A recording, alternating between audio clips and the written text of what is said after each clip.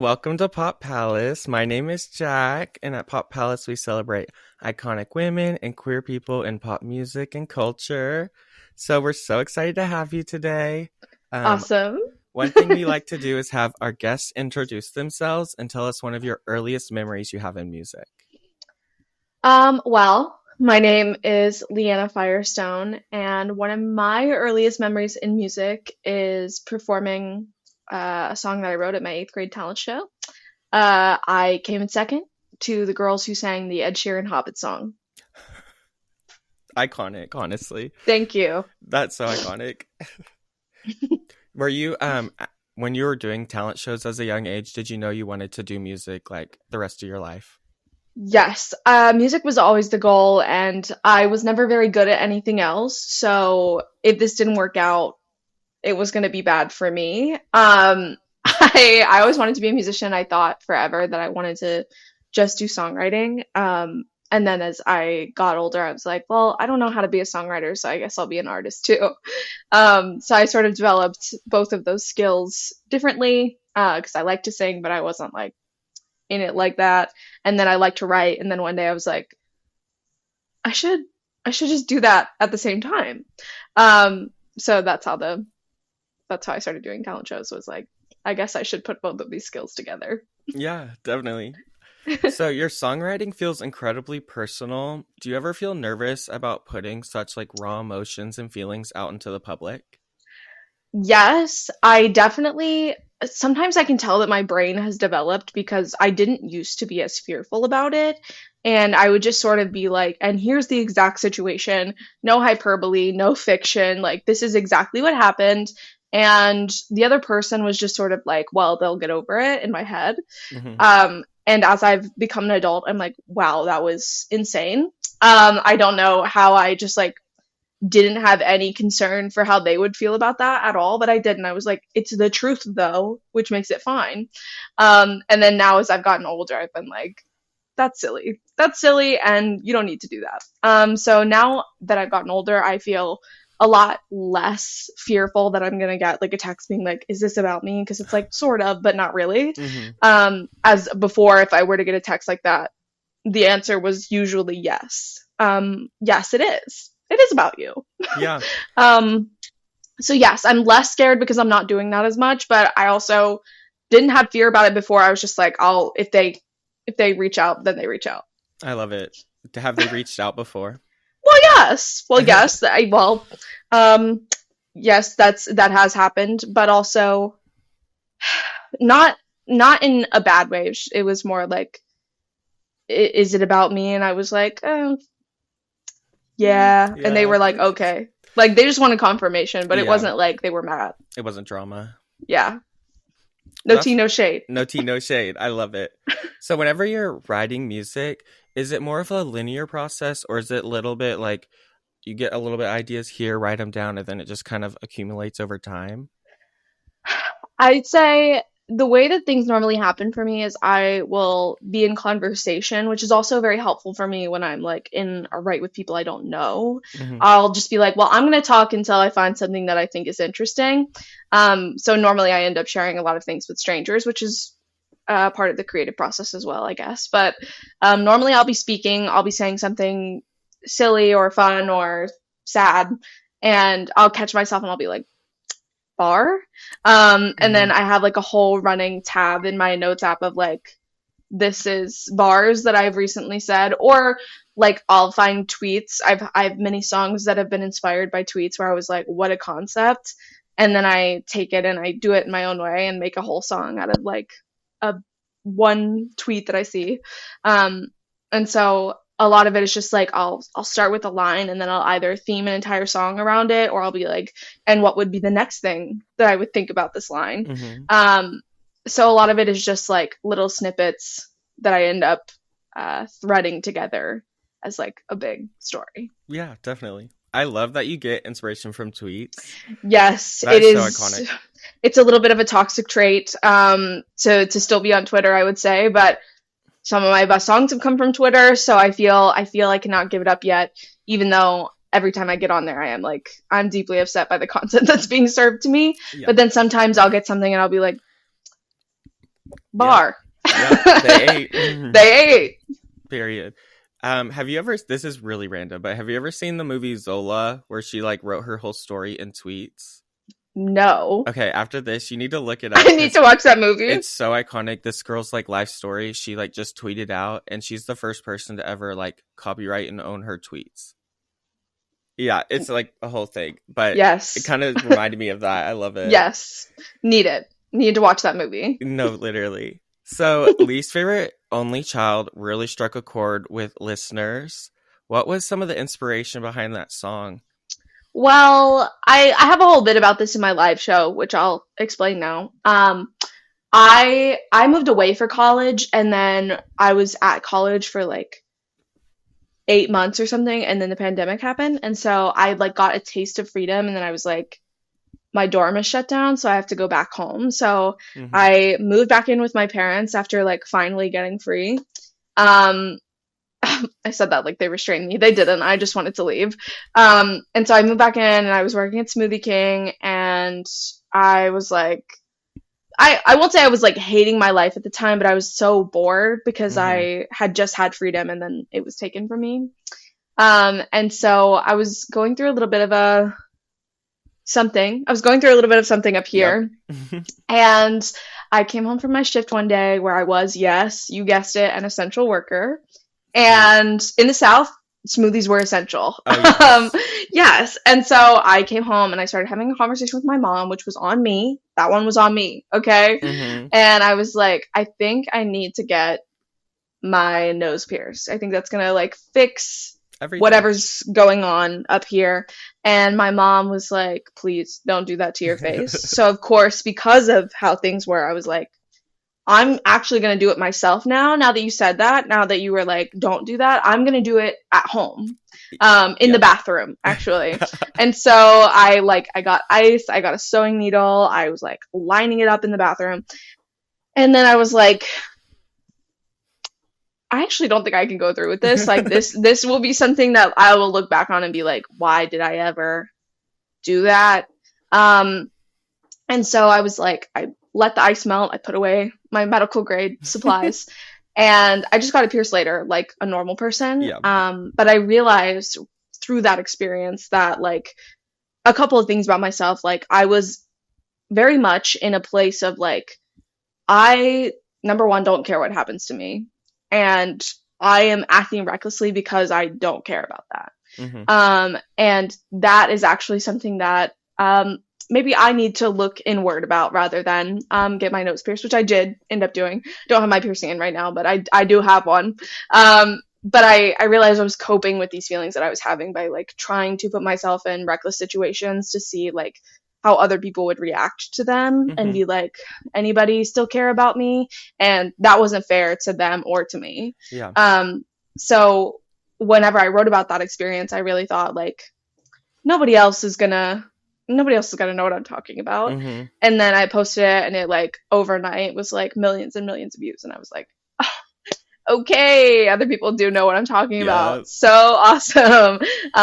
It's like, it's great because I feel the source of connection, but also Hmm. deeply embarrassing that like now millions of people know that I want to kill myself for attention. Yeah. Um, and that's valid, and my therapist still says there's something wrong with that.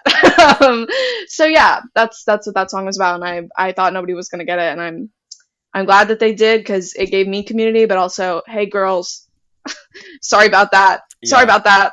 I love it. It's like one of my favorite songs. I had the similar experience. I moved to college and then the pandemic and then I left. And it was a very difficult and weird time. Yes, Where in the South are you from? I'm from Tennessee. I live in Tennessee. I've lived in Tennessee my whole Okay. life. I lived about an hour and a half out of Nashville in a town called Allgood. Um, Yes, and then I moved to a town called Murfreesboro for um, MTSU, which is Belmont for poor people. And then I dropped out of MTSU after like 2 years of going there, and then I moved here to Nashville. So I've been Period. in Nashville over the past like 3 or 4 years. I love it. I'm in Oklahoma, so I get the vibe. Smoothies are essential. Yes, they are essential. COVID in the South was a wild time. It Um, was like so much panic and yet like so many people not taking it seriously at all and yeah, having to like make money at the same time of being like deeply afraid for your health and safety was insane. And mostly because none of the boomers that ran any of the places in at least my town cared or thought it was a big deal. So they were like, we don't, you actually do have to come into work, yeah. and you can't do it from home. And obviously, my job I couldn't have done from home because I was making the smoothies. But there were Mm-hmm. other jobs that absolutely could have been done at home, and they were like, "We don't Yeah. care." No, literally, I feel Yeah. that. Did you feel like the world was kind of ending?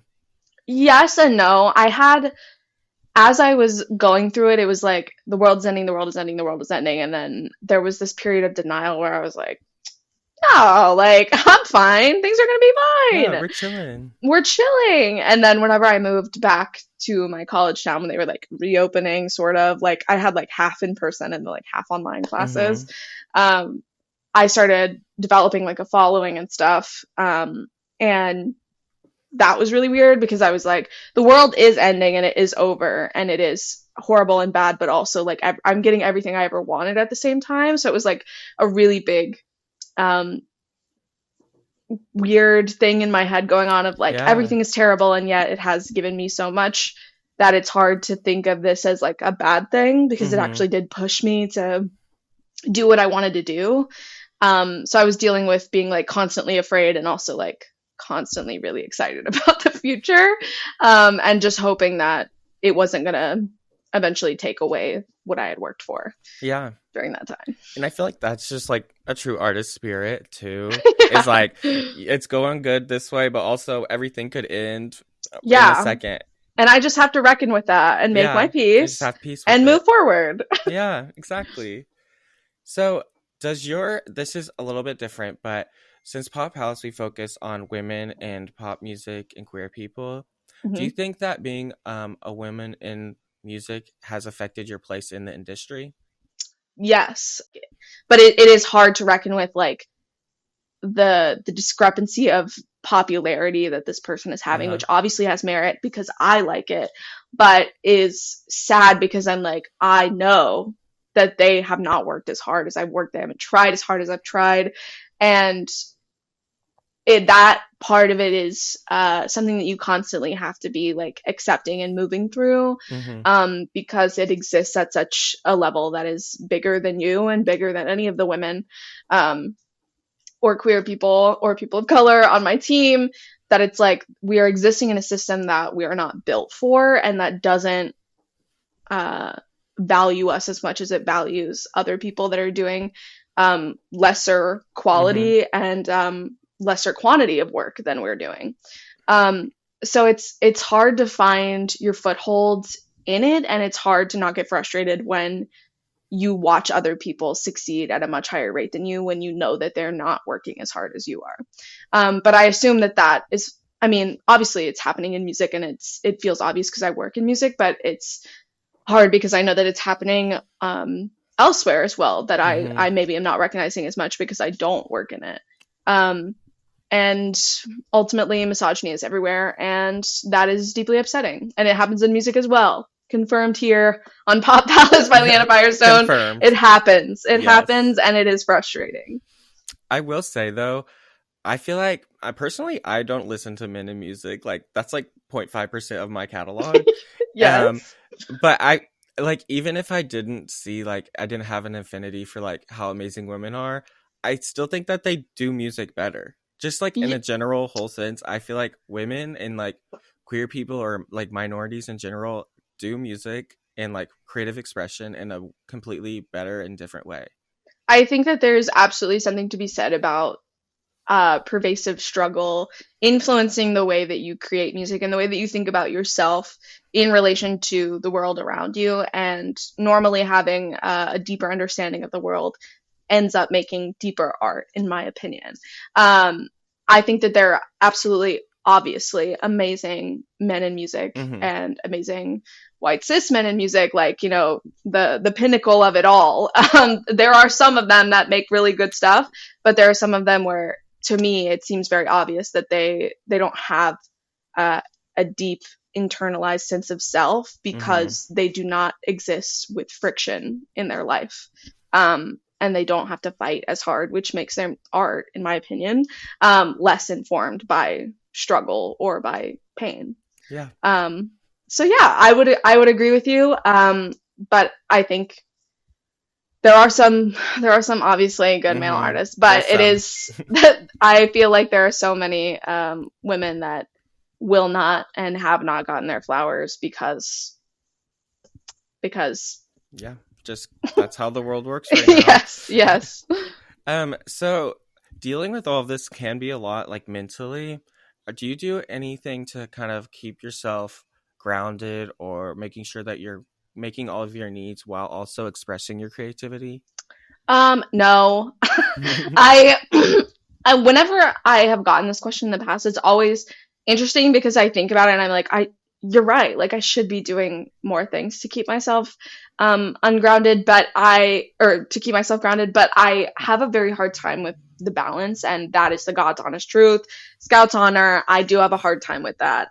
I feel like there's such an up and down in being specifically a touring artist of like Mm-hmm. you are literally famous. You are famous to the people that are there for a month, and that is so exciting, and people are going to get excited to see you and they know all of your lyrics, and then you go home and you go to the grocery store or the tire store and like the man at the counter disrespects you because you're a woman and you're like, I would never be treated like this by my girls. Yeah. And so there's this huge fluctuation of like of excitement and of happiness in relation to this thing, and then this huge divot back Mm-hmm. downward. And so finding a balance to where like the excitement doesn't get you too excited and towards sadness doesn't get you too sad is something that is very hard, and that a lot of artists, not just me, I would say most people, really struggle with finding not getting a big head and then not being like insanely depressed Yeah. when they're not in their prime or in virality or on tour or whatever. And I found some things that can help me with that, but I have yet to really strike a true balance. I would say Mm-hmm. I love to journal. I have many journals and I have many art supplies behind me I because love this it. is where I do my journaling. And so I do a lot of writing about how I'm feeling and the day that I'm having and what I have to do and blah, blah, blah. I do a lot of reading. I do a lot of video games. I love it. And recently I have been playing Supermarket Simulator. That's a thing. So yes, I am cosplaying having a real job. I will go and clock in and be a cashier. And I I'll love do that. quick maths. And it is very calming and exciting to me to do one task. Yeah. And not have an adventure of any kind. I'm sitting there, I'm doing quick math. It's basically cool math games, but nobody's been willing to admit Oh, that I yet. love that. Yes, yes, yes, I yes. work at a register right now. I love doing the little. Yes, I love Yeah, I'm like, ching. Oh, here's your receipt. yes, exactly. It reminds me a lot of when I used to work at Smoothie King because I could just like really, really zone Mm-hmm. in a way that like music is so like it's so a full body brain experience, and this is just like I do my task and then I clock Exactly. out. Yep. And so there's something about that that has been really like calming to me recently. Will I say that that's like a good mental health alternative? No. But do I think it's been good for me? Yes. Yes. I love it. If you could do like a Smoothie King collab, they make a smoothie after you, what would it taste like? You know what? I've been waiting for somebody to ask me this question. Because do I still go to the Smoothie King regularly? Yes, I do. I love that place. I I love love a it. smoothie. I love a little drink. Mm-hmm. Actually, you know what? This is my official offer to any place that makes a little drink. If you want to do a Leanna Firestone little drink, hit me up. Please. But I want to specifically, drink if it it. were smoothie, yes, specifically Mm-hmm. if it were Smoothie King, I don't think that they have peaches anymore, but they used to have something called like Peach Paradise or something like that, and it Mm-hmm. was strawberry and peaches.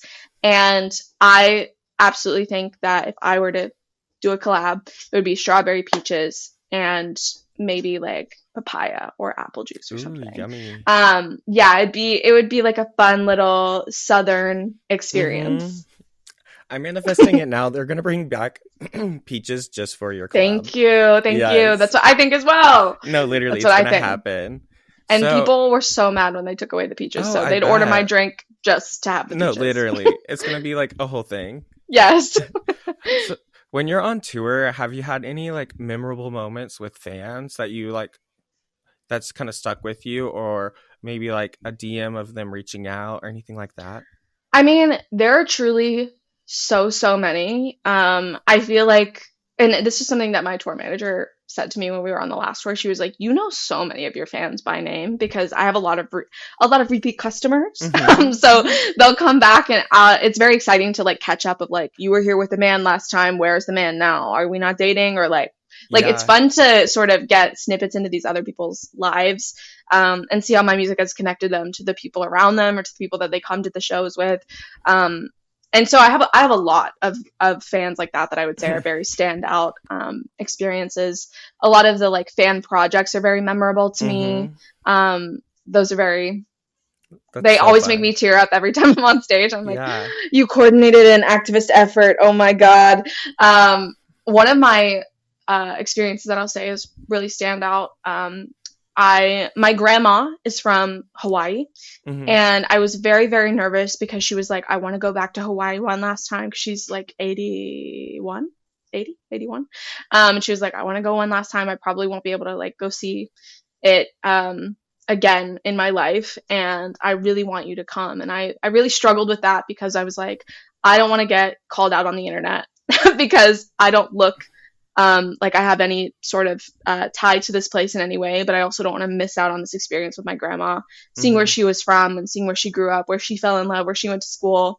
Um, I really struggled with that, and Yeah. I was talking to a fan in California one time, and she was telling me about how she was from Hawaii and now she goes to school here or something. And I was like, oh my God, I have a question for you, because I don't know what the right thing to do here is, Yeah. if it's my place to go here, because obviously there's a lot of struggle with white people going to Hawaii, and um, whether or not tourism is good for that place, yada yada. You should look up Mm-hmm. stuff on that. For the listeners, if you don't know about that, look that up. It's Um, wild. and so there's a lot of Native Hawaiians who believe tourism is good, and then there's a lot of Native Hawaiians who are like, please stop coming here. And I was really struggling with whether or not I should go with my grandma or Mm-hmm. not. I was like, I think you can go. You live there. You grew up there. You were born there.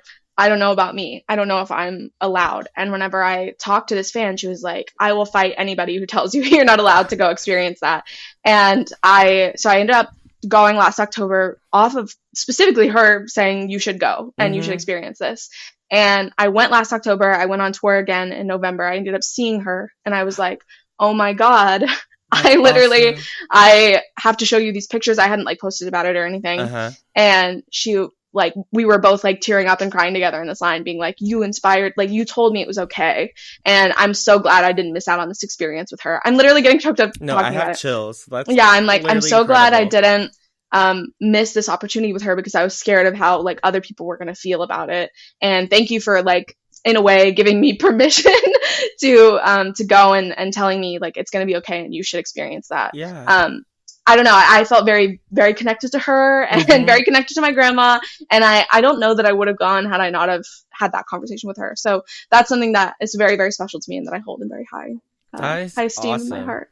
That's like Yeah. the sweetest, cutest story ever. Thank I got you. like chills. Oh my gosh, I love it. And like that is the power of women in music. Yes. Like that is such a Yes. good example. Like it's even to that person, like you even realizing that they're at your concert again can be life Yes. changing. Yeah. Yeah. That's so awesome. I love it. So what can we expect next from you? Anything exciting in the works or Girl, yes. I've been writing so much this year. I really spent like last year like touring completely, and I Mm-hmm. wasn't writing a lot. I was doing like a lot of non-musical writing, I guess. And so this year I've been like fully going into songwriting again. I've written like 16 songs Yay. just so far this year, which is abnormal for me. Normally I will be writing like maybe 12 the whole year, so to have like this many this soon is like Mm-hmm. but yeah, I'm working on a little project. What that will be, I'm not sure yet. But I know it's coming. I know it's looming, it's on the horizon. And then I'm hopefully gonna be touring for that whenever it comes out. Whether that's this year or next year, hey, Mm-hmm. We'll I be don't know. there. Who's to We'll be say? ready. Yeah, so that's what I've been working on. Yay. Yay. I have to see you on tour. I'm so excited. Next time you perform Yes. anywhere near me, I'm gonna be there. Awesome. I came to Kansas last time. Um, we'll see if I make it to Oklahoma. If you're in We'll see. Kansas, Texas, I'll be either one. Okay. Yes. Um, so we do have one last question we ask all of our Okay. guests. So kind of going off like the royalty of the palace theme, if you Mm-hmm. could have three people in your royal court who are like your music influences or just like icons you look up to, who would you pick? Um,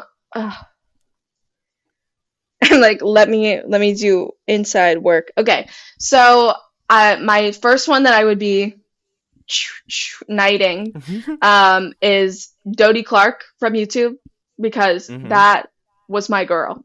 That is my girl. That was my girl. She was really the one who I was like, she can make money doing music on the internet.